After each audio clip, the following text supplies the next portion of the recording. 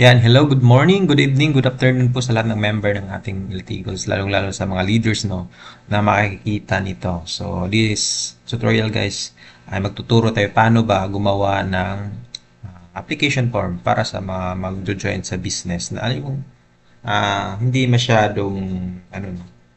Kasi ginagamit natin, nagsisend lang tayo ng application form na sa Messenger. This time around, gawin natin i-upgrade natin. Okay? So, kung kayo po ay mayroong tinatawag na Gmail naman, so mag-login lang po kayo dito. No? Ito lang po yung maging ano niya. Kahit yan, docs.google.com/forms. Yan lang po. Kahit lang yun yung i-type nyo. Tapos ito na yung lalabas. Okay? So, dito, may mga, ano naman dito, may mga templates na. So, dito, itong templates na to, ito yung i-edit po natin, itong templates na to.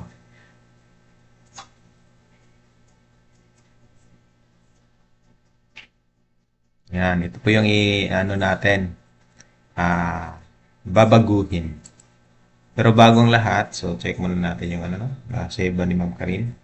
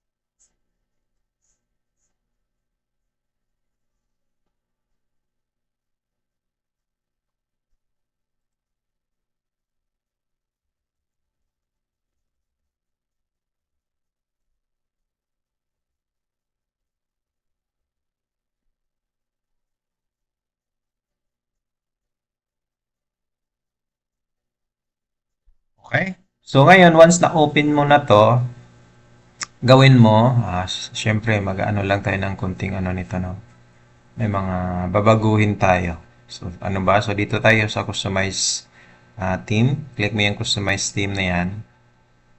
Tapos, dito sa robot to, pwede mo siyang palitan. Depende po sa iyo, no? So, normally, ito yung mga ginagamit ng mga, ano, itong Montserrat. Yan. So, babaguhan mo yan. Tapos, ito ring question, Montserrat din. Yan, semi-bold. Tapos, yung text, Montserrat din.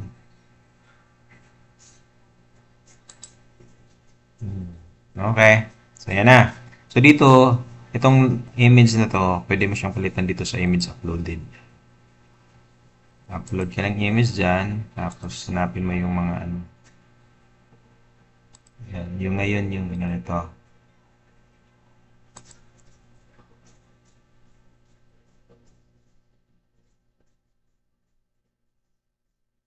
Yan. So, click mo done.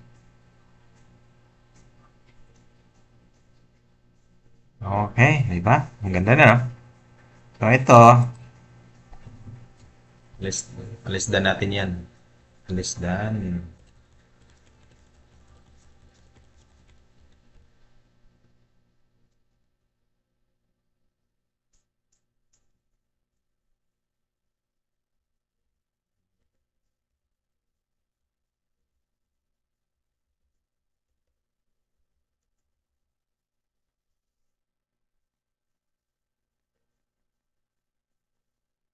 Okay. So, yan po yung ano natin, e-registration form.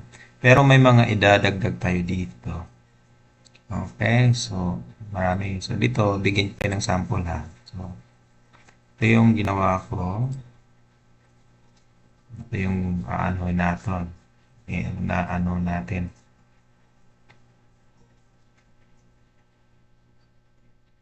Yan. So, dito, kopyahin natin to. Hmm.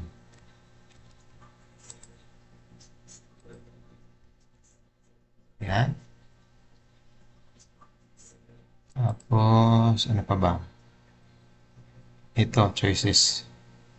Kopyahin natin yan. Paano ba yan? So, dito sa add question.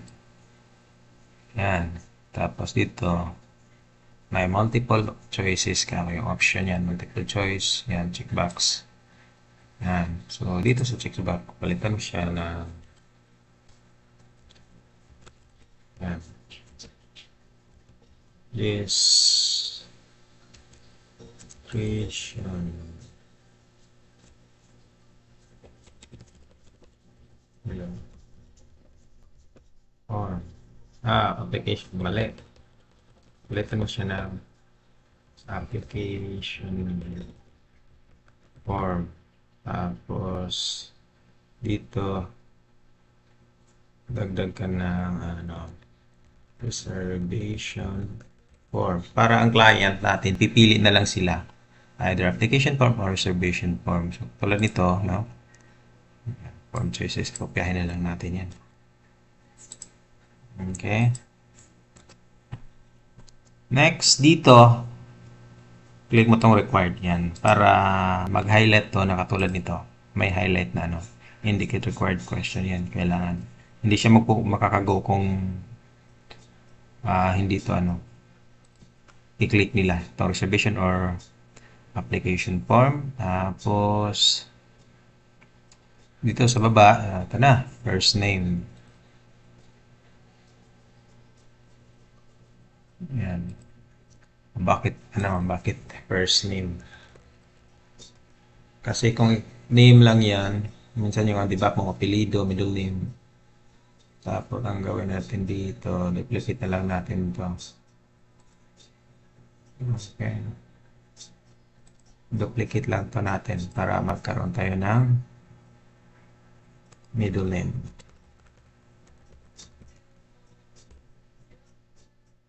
Tapos, duplicate na din to. Last name. Yan, tulad nito, di ba? Okay. So, meron nating last name. Anong next? Date of birth. Kaya na lang natin yan. Date of birth.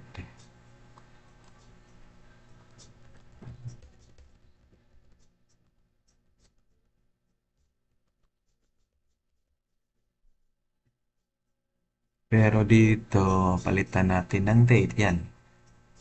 Date. Okay, para yan yung magiging ano niya. So, next. Email. Okay na yung email. Email address yung gagamit natin dito.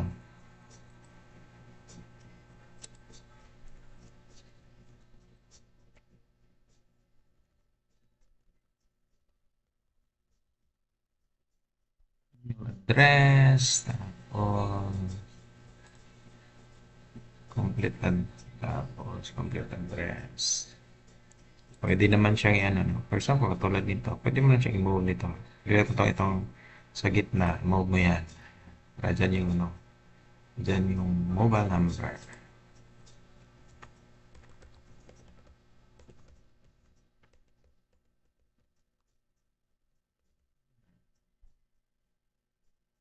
Tapos, address. Itong address, ano din natin ito dapat complete. Complete address. Yan. Tapos, ano pa ba dito nilagay natin? Username. Diba? Kaya na lang natin. Dito sa comment. Yan, username. Tapos, bali dito. So, my next part to yung ginawa ko. My next part yan. Na kung saan sila doon mag-upload ng kanilang ID. Pero, pwede naman na dito na lang natin yan ilagay. No? Diyan natin. Pilitan natin yan.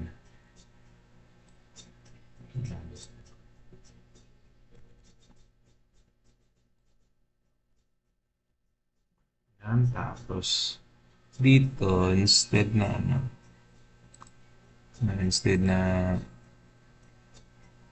paragraph na ano, dito, file upload. Yan. Click mo yung file upload. Okay.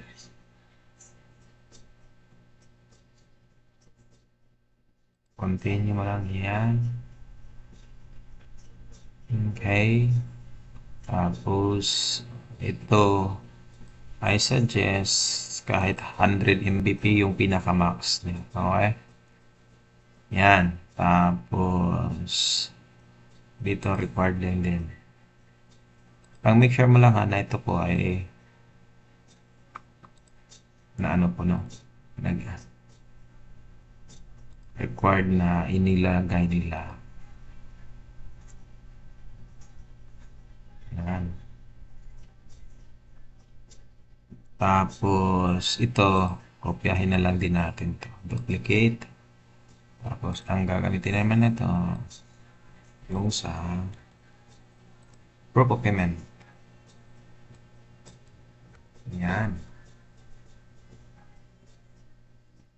Okay, so yan na po yung ating ano no, online registration form.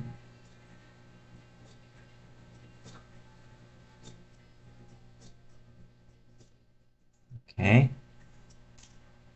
Okay na siguro to. So, paano ba siya? So, for example nito, pag sinend natin sa client natin, dito makikita natin mga responses. Yan, kung ilan. So, kung meron na, dito makikita din. Click mo to link to sheets.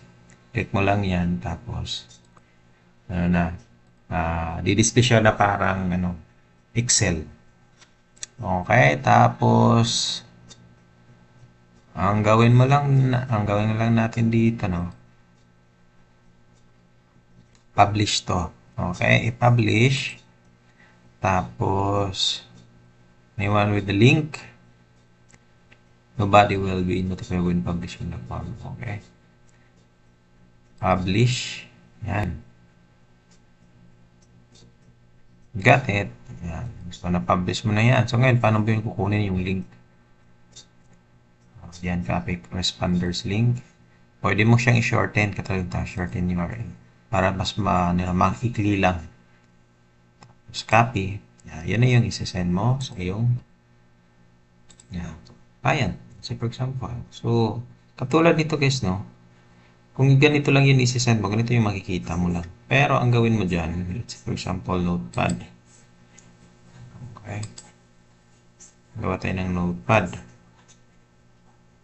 So, online registration form. Yan. Tapos yun yung kopyahin mo. Lagyan mo ng ganyan para ang mangyayari. Okay. Yan, mayroon siyang nakalagay na online registration form. Makikita ng client itong online registration form. Yan. Or pwede mo siyang lagyan ng ano. To register, yan. Click link below. Parang ganun, no? Parang magandang ganun. To register.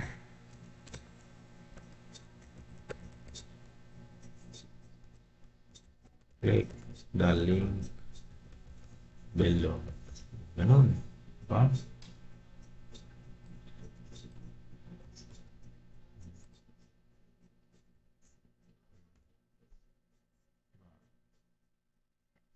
So, ngayon, pag clinic ko to, magiging ano na, magkakaroon na ng responses dito. Tapos, i-click mo lang to link to sheets, magdi-display na yung mga ano niyan. Okay? So, ganun lang siya guys ha. Ganun lang po kasimple gumawa ng registration form sa inyong Google form. Yan. So, ito po, humingi po kayo ng copy nito ni kay Ma'am Karin. Ito, may Cashpay Payment Center. Okay? Okay, good luck and God bless everyone.